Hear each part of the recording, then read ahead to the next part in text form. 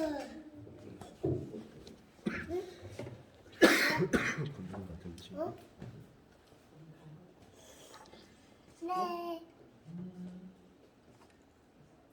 우리가 같이 볼 하나님의 말씀은 요한복음 3장 16절 17절 말씀입니다.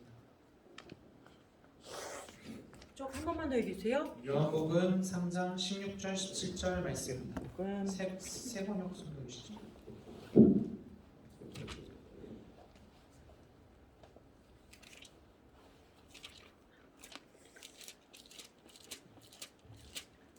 요한복음 3장 16절 17절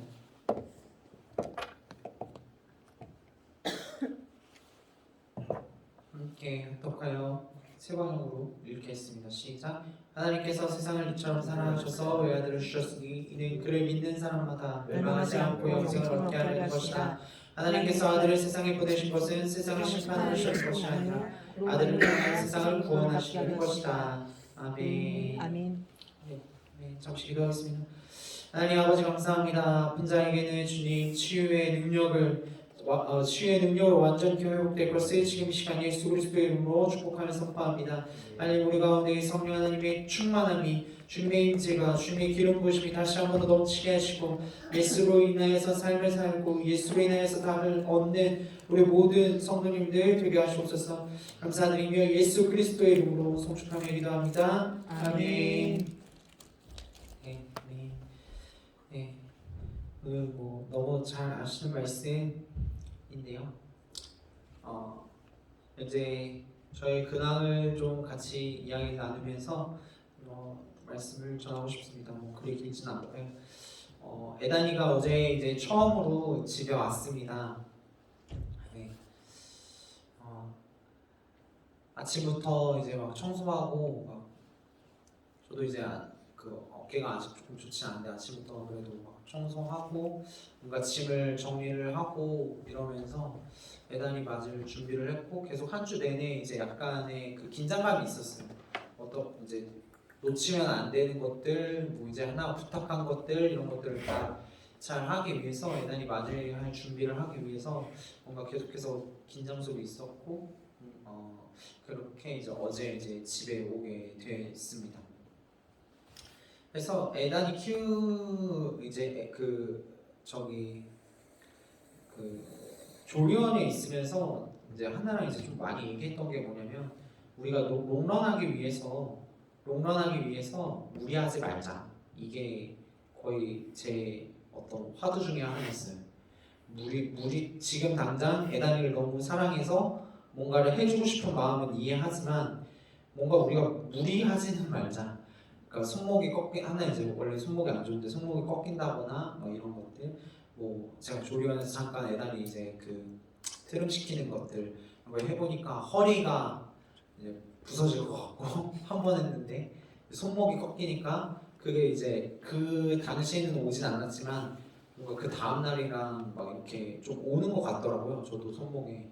그래서 이거는 그래서 더 롱런하기 위해서 우리는 무리하지 말자 이렇게 얘기를 했습니다. 근데 롱런하기 위해서 무리하지 말자라는 말을 제가 곰곰이 생각해보다 그럼 어떻게 하는 게 진짜 맞을까 이런 생각을 했어요.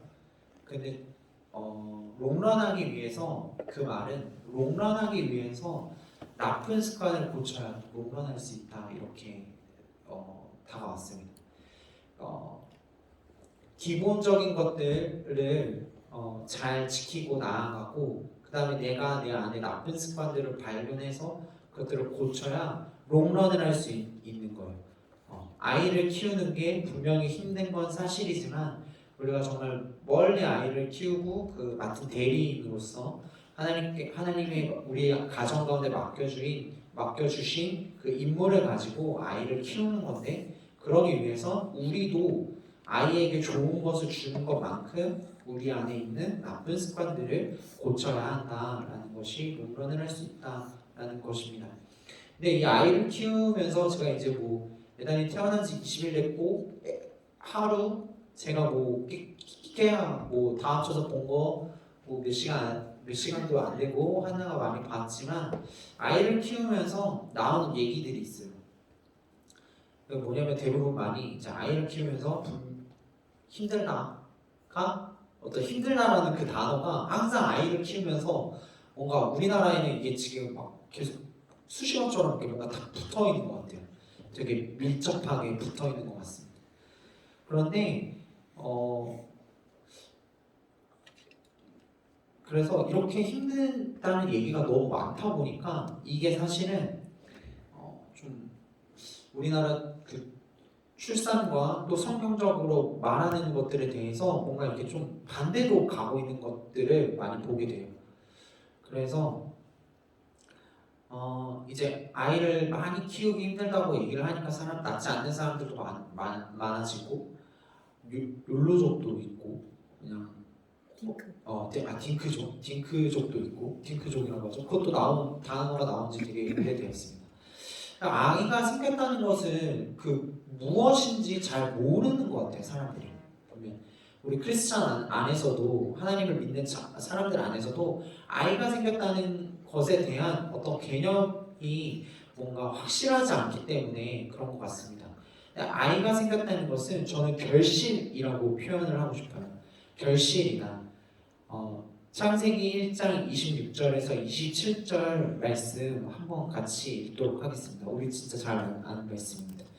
창세기 1장 26절에서 27절 말씀입니다.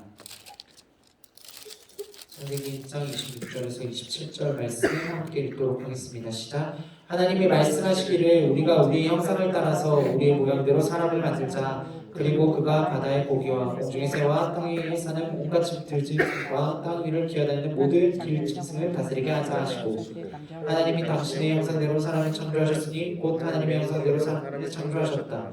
하나님이 그들을 남자와 여자로 창조하셨다라고 졌다. 아멘. 많은 사람들이 이 성경 말씀 창세기 26절과 27절 말씀을 알고는 있지만 인정하지 않는 거죠. 왜냐하면 뭔가 현실이 더 크다고 생각을 하니까 인정하지 않게 되는 것 같아요. 혹은 알고 있지만 뭔가 묻어버리고 가는 듯한 모습들을 많이 보게 됩니다. 제가 애단이를 하루 맞이했다고 했는데 솔직히 하루 맞이했는데도 조금 힘들고 피곤한 거는 사실이더라고요. 그건 틀린 말이 아니에요. 그거는. 근데 사람들이 이야기하는 것처럼 엄청 부정적이거나 그러진 않았어요. 물론 직접 이렇게 키우신 분들은 그게 전부가 아니라는 사실을 알지만 요즘 이제 시대의 사람들은 뭔가 그거를 지레 겁을 먹고 그대로 막 뭔가 힘들다라는 것을 부정적인 것을 그냥 바로 받아들이는 것 같아요. 왜냐면 나도 뭔가 가정에서 깨어진 가정이 너무 많으니까 어렵게 컸는데 내가 이 애 때문에 더 어려워질 수 없다라는 이런 생각들이 많은 것 같습니다. 근데 너무나도 놀라운 것은 하나님은 사람을 창조하시고 세상을 창조하시고 그냥 내버려 두지 않으셨다는 것을 우리는 주목해야 합니다. 하나님은 창조하시고 보여주셨어요. 무엇을 보여주셨냐면 자기 아들을 오늘 말씀처럼 자기 아들을 보내신 것처럼 하늘에서 이 땅 가운데로 그 아들을 보내신 것처럼 가장 높은 자리에서 가장 낮은 자리로 그 사랑하는 외아들 예수 그리스도를 이 땅 가운데로 보내신 것처럼 말입니다. 그래서 우리는 이 사실을 계속해서 주목하고 뭔가 힘들다 어렵다라기보다 그 하나님이 세상을 돌보시고 나를 사랑하시는 것들의 관점을 돌려서 우리가 다시 한 번 더 집중할 필요가 있습니다. 제가 뭐 어른들한테 막 들었던 이야기들도 되게 많아요. 뭐 힘들다고 했던 분들도 많았고 막 되게 여러 가지 이야기를 들었습니다. 아이에 관해서 애들을 키울 때 뭐 이제 어른들이 이제 임신하셨을 때 뭐 이런 이야기들을 많이 교회 안에서도 많이 들었는데 제가 너무 좋았던 어저께 이제 SNS를 보면서 뭐 좋았던 것이 하나 있었어요. 이분은 정말 이제 삶을 즐겁게 살아가시려고 옷을 만들고 이제 파는 CEO 분이신데 이 분이 아이에 대해서 얘기를 한 거예요. 그분이 이렇게 얘기를 했습니다. 아이를 키우는 것은 분명히 힘든 게 맞습니다. 막 엄청 막 완전히 큰 인플루언서 분은 아니신데 그래도 나름 이렇게 팬덤을 가지고 계신 분이세요. 근데 아이를 키우는 게 분명히 힘든 것은 사실이지만 그러나 더 행복한 일들이 많습니다. 라고 결론을 지어서 얘기를 딱 하시더라고요. 그래서 저는 그거를 보면서 너무 좋았어요. 아, 그냥 사람들이 힘들다라는 거기에만 포커스를 맞추는데 하나님이 세상을 사랑하신 것처럼 이 사람도 거기 힘듦에 포커스를 맞춘 것이 아니라 더 많은 행복한 일들이 있습니다라는 그쪽에 포커스를 맞췄구나라는 것이 제 마음을 되게 좀 즐겁게 했어요. 아, 그래서 내가 걸어갈 길도 힘든 부분들이 있지만 더 많은 행복이 기다리고 있겠구나라는 그 시선을 돌려주었습니다. 여러분들은 우리 해교회는 어디에 시선을 두기를 원하실까요? 사업이나 직장이나 가정에서요. 그리고 이제 교회 안에서도 이 나라 안에서도 내가 어떤 위치에 있는지 어떻게 지금 내 위치에서 지금 현 상황을 바라보고 계신지 한번 생각해 보시기를 원합니다. 네, 지금 한번 생각해 보세요. 그래서 내가 어떤 똑같은 특정한 말을 반복해서 하고 있지는 않는지 그래서 그것 때문에 뭔가 내가 글로 끌려가고 있지는 않은지 한번 생각해 보시기를 바랍니다. 왜냐하면 하나님이 세상을 이처럼 사랑하사 독생자를 주셨다라고 하셨어요. 하나님이 세상을 이처럼 사랑하사 독생자를 주신 것은 우리 사람만을 위해서 주신 것이 아니라 그가 만드셨던 창조하셨던 온 인류를 위하여서 같이 주신 것입니다. 네. 그래서 한번 잘 생각해 보시면 좋을 것 같아요. 아버지와 예수님의 시선은 그래서 오직 사랑하는 것에만 있습니다. 어떤 막 부정이나 어떤 이슈나 이런 것에 관심이 있는 것이 아니라 제가 알고 있는 하나님 아버지와 예수님의 시선은 오직 어떤 것을 어떻게 사랑해야 할지 그것에 관심이 많았던 것 같아요. 근데 반대로 사람들은요, 믿는 사람들도 마찬가지입니다. 어떤 두려움 때문에 모이기를 원하고요, 높은 권력을 가지고 싶어하고 안정적이기를 원합니다. 모이기를 원하고 높은 권력을 가지고 싶어하는 것은 두려움 때문인데 그 권력은 사람들이 안정을 준다고 생각하기 때문에 그 권력을 잡고 싶어하는 것이에요. 제가 이걸 어떻게 알았을까요? 제가 요즘에 즐겨 듣는 유 교수님이 계십니다. 유 교수님 아니시고 유 교수님, 유현준 교수님, 건축 교수님이신데 그분의 이야기를 이제 들어요. 그분이 뭐 영적으로 완전히 클리어한지 제가 그 부분에 대해서는 이야기할 수는 없으나 그분의 얘기 중에 좋은 부분들은 항상 이 공간에 대해서 얘기를 많이 하시는데 우리가 갖고 있지 않은 생각들, 시선들을 가지고 얘기를 하세요. 그래서 제가 그분 때문에 이 사람들이 이제 권력을 많이 가지고 싶어하는구나 이런 것들을 알게 됐어요. 그래서 제가 여기서 알게 됐는데 그 권력이 어떤 모습으로 나타나는데 그 어떤 모습이냐면 그 높은 어떤 건물이나 이런 것들을 사람들이 지으려고 하는 이유가 무엇이냐면 권력 때문에 내가 이만큼 권력이 있다. 뭐 일단 뭐 영적인 걸 일단 떠나서 그렇게 얘기를 하시더라고요. 그렇게 얘기를 하셨습니다. 그래서 제가 질문을 한번 드려볼게요. 우리나라의 가장 높은 건물은 무엇일까요? 롯데타워? 네. 롯데타워 두 그렇죠. 번째. 롯데 그 시그니엘 타워죠. 근데 제가 이제 이게 롯데 타워가 있는데 지금 롯데 타워만큼 지어지고 있는 건물이 현대 그 사옥이 지어지고 있어요. 삼성에 똑같이. 네. 두 개의 높이는 거의 같은데 누가 더 셀까요? 누가 더 높은 권력을 지녔다고 보여줄까요? 정답은? 정답이 나와 있어요? 정답은 둘 중에 하나겠죠? 그렇죠. 같은 높이 제가 높으면 높을수록 권력이 세진다고 얘기했고 현대가 더 높이 지으면 더 세지는 것이 뭐 근데 둘 거의 비슷해요. 높이는 더 비슷해요. 안공이 됐나요? 네, 완공되고 있는 중인데 정답은 시그니엘은 이렇게 올라가면서 좁아지고요. 현대는 그냥 이렇게 쭉 올라가요. 그래서 그 이제 뭐 무게 뭐 곱하기 뭐 이제 수학적 법칙이 나오는데 우스갯소리로 그냥 현대가 더 세다고 합니다. 권력이 더 세다고 합니다. 네, 그냥 현대가 더 세대요. 현대는 이렇게 지금 일자로 올라가고 있고 네모나고 일자로 쭉 올라가고 있고 네, 시그니엘은 이렇게 좁아지기 때문에 전체적인 그 무게 질량과 이런 것들을 봤을 때 현대가 같은 높이에서 더 많은 무게로 버티고 있기 때문에 권력이 더 높다 이렇게 얘기를 그냥 재미삼아 얘기했습니다. 그래서 높아지면 높아질수록 그 큰 권력을 상징하게 되는데 뭐 고인돌도 마찬가지고요. 바벨탑도 마찬가지입니다.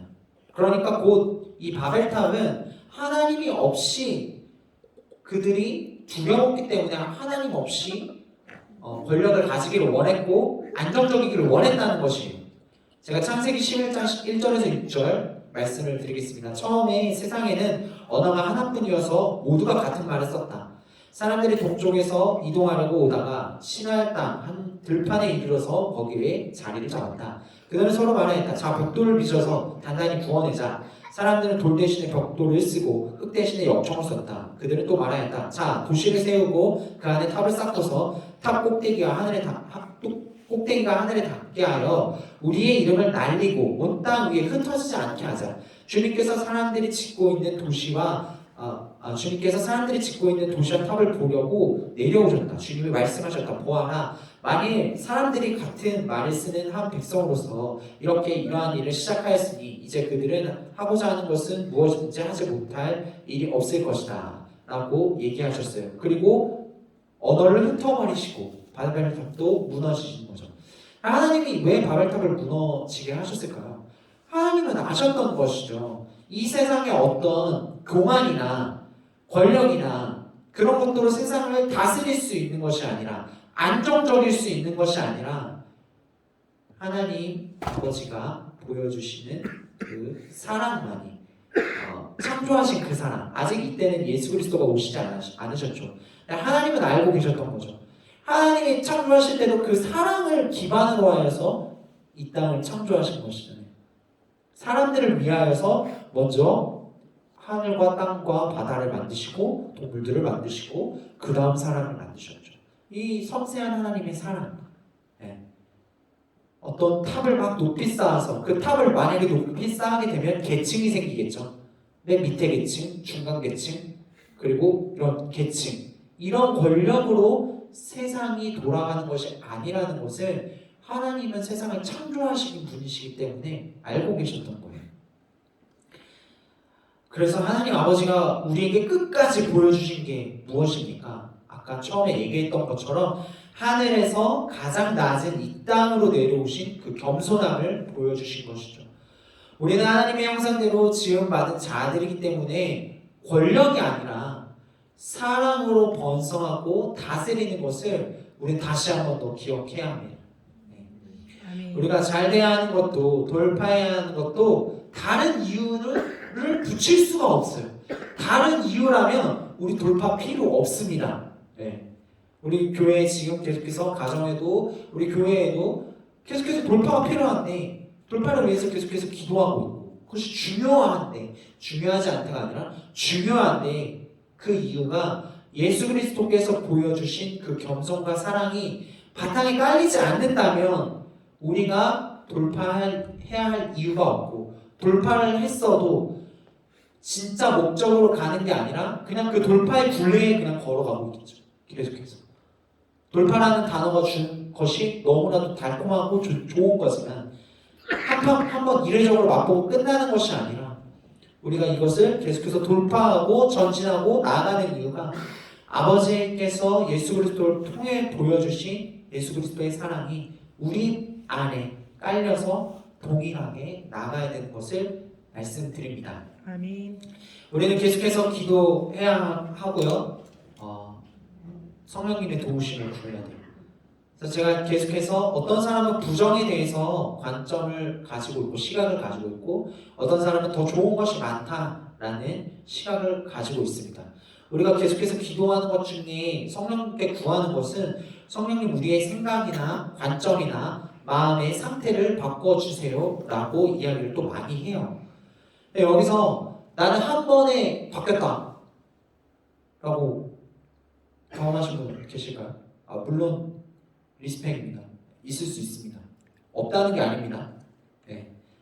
아무튼 여기 뭐 되게 많은 분들이 들으시고 네. 안 들으신 분들도 계신데 네. 있을 수도 있고 없을 수도 있습니다. 대부분 어떤 상황이나 일들에 대해서는 뭐 이렇게 관심을 막 가져주고 옆에서 막 바꿔라 이렇게 해야 된다 저렇게 저도 많이 하는 것 중에 하나인데 이렇게 해야 된다 저렇게 해야 된다 라고 이야기를 하는데 잘 바뀌지 않는 경우가 사실 대부분 많아요. 대부분 그렇습니다. 근데 너무나도 놀랍게도 하나님께서는 계속해서 말씀해 주신다는 거예요. 계속해서 끊임없이 그 사랑을 한 번도 멈추지 않으신다는 것이죠. 우리들은 대부분 그렇습니다. 그렇게 말씀하세요. 근데 때로는 말씀하셨는데 뭔가 베드로처럼 내가 어떤 내가 여태까지 쌓아왔던 유대적인 관습들, 문화들 이런 것들이 있는데 하나님께서 베드로에게 성령님께서 베드로에게 말씀하셨을 때 베드로야 하늘 보자기가 있었는데 거기에 있는 것들을 먹어라 라고 했을 때 주님이 말씀하셨는데 주님 이거 내가 먹을 수 없습니다. 절대로 그럴 수 없습니다 라고 대답했던 그 베드로를 한번 여러분들 상상해 보세요. 그리고 결국에는 베드로는 먹지 않았습니다. 이렇게 먹지 않았습니다. 그리고 나서 베드로에게 찾아온 사람들을 통하여서 성령님께서 그때 또 다시 한번 말씀해 주시죠. 꿈으로 환상으로 한번 보여주셨는데 기도할 때 환상으로 한번 보여주셨는데 거기서 성령님은 그치지 않으시고 베드로야 니 왜 못 알아먹어 하고 딱 그치지 않으시고 사람들이 왔을 때 고넬료의 그 사람들이 왔을 때 성령님께서 말씀하시죠. 보라 세 사람이 너를 찾고 있다. 일어나서 내려가거라. 그들은 내가 보낸 사람들이니 의심하지 말고 함께 가라 라고 말씀하셨을 때 이거 가야 되는 거구나 라고 하고 베드로가 가게 되고요. 그리고 고넬료의 집에 들어가서 하나님을 함께 예배하고 이방 사람들이 주께로 돌아오는 놀라운 일들을 경험하게 됩니다. 사도 바울도 마찬가지죠. 사도 바울도 그가 정말 지식에 가득 찬 사람이었고 최고 중에 최고였고 그가 완전히 완고하게 예수님을 핍박한 사람이었지만 그 가장 낮은 자리로 오신 예수님을 그 사랑을 직접 만나고 나서 변화가 되었죠. 그런데 사도 바울의 관심은 너무나도 놀라운 것은 동족에게 있지 않았다는 거예요. 유대인들에게 있지 않았다. 예수님은 어디에 관심을 가지고 계실까? 하나님은 어디에 그 사랑을 어디에 풀기를 원하실까라는 하나님과 예수님의 그 마음처럼 사도 바울도 그 가장 낮은 자리가 어디일까라는 것을 고민을 했을 때 발견한 것이 이방 민족이었던 것 같아요. 확실히 이렇습니다라고 얘기할 수는 없지만 예수님의 시선이 간 곳에 사도 바울의 시선이 갔고 그 여정이 쓰여졌기 때문에 저는 그렇게 말하고 싶습니다. 사도 바울이 똑같이 유대인들의 사도가 되겠다고 했으면 어땠을까요? 굳이 필요했을까라는 생각도 저는 좀 들게 되었습니다. 바울은 예수님의 사랑이 필요한 곳을 발견했고 이방인들에게도 내가 경험한 가장 낮은 자리로 오신 정말 예수 그리스도를 핍박하고 있는데 나의 어떤 그런 단어 표현을 못하겠네. 그런 정말 좀 죽일 썩을 그런 사람에게도 이런 사랑을 주셨는데 그 사랑이 어디에 또 필요할까? 이방인들에게 그가 가서 예수님의 사랑을 동일하게 보여준 것이지요. 네.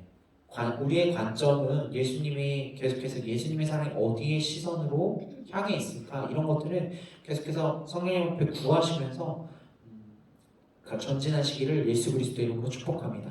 아멘. 우리 관점이 바뀌어야 돼요. 계속해서 우리의 굴레를 벗어나야 되고 그렇게 도우심을 구하시기를 예수 그리스도의 이름으로 축복합니다. 마지막으로 저는 이런 얘기를 하면서 좀 마치고 싶은데요. 제가 유튜브를 어떤 이제 경제 강의를 하나 이제 듣다가 이런 얘기, 그분이 이런 얘기를 하셨어요. 투자자인데 이런 얘기를 하셨어요. 우리는 항상 사업을 할 때 돈을 많이 벌기를 원합니다. 이렇게 얘기를 하시는 거예요. 그런데 그렇게 해서는 돈이 오히려 발목을 잡습니다. 이렇게 얘기를 하시더라고요. 왜냐하면 그 돈을 쫓기 위해서 돈을 따라가게 되고 결국에 내 한 스텝 한 스텝이 돈을 쫓기 위해서 돈을 따라가게 되고 돈을 또 쫓기 위해서 돈을 따라가게 되고 그런 이제 일들을 그 굴레를 걸어간다는 것이었어요. 이런 굴레라는 표현은 하지 않았지만 그렇게 해서는 많은 돈을 벌 수 없다라고 얘기를 하시면서 이미 어떻게 생각해야 되냐면 이미 세상에 돈은 많다. 이미 세상에 돈은 많이 풀려져 있는데 그 돈이 사용되어질 어떤 서비스라든가 물건이라든가 사업 어떻게 하면 그 시선으로 방향을 돌리게 할 건지를 생각해야 돼. 이미 출발 자체가 틀린 거죠. 돈을 나는 이만큼이 필요해서 이만큼을 따라가는 사람과 이미 이만큼 많은 돈들이 풀려 있는데 어디로 이 돈이 흐르게끔 할 것인가 라고 고민하는 사람은 이미 다른 상황인 거죠. 제가 그 말을 듣는데 너무 교회에서 우리가 많이 했던 얘기가 생각이 난 거예요. 하나님은 풍족하십니다. 하나님은 풍족하시고 넘치도록 주시는 분이십니다. 라고 얘기를 되게 많이 했잖아요.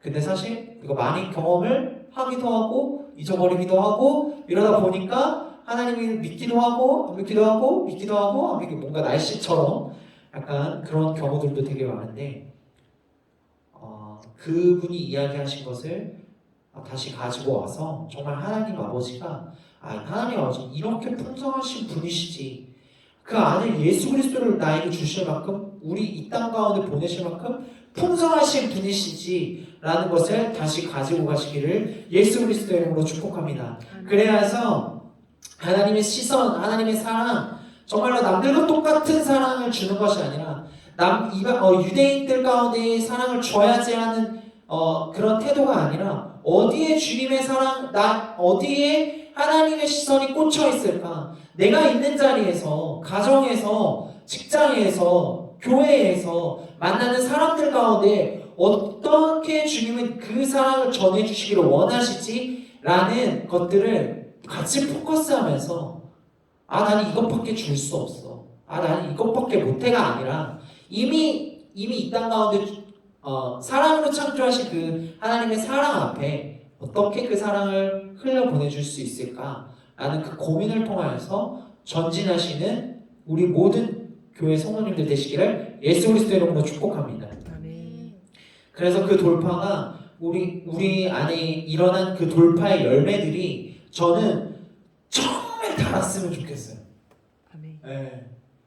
정말 달았으면 좋겠습니다.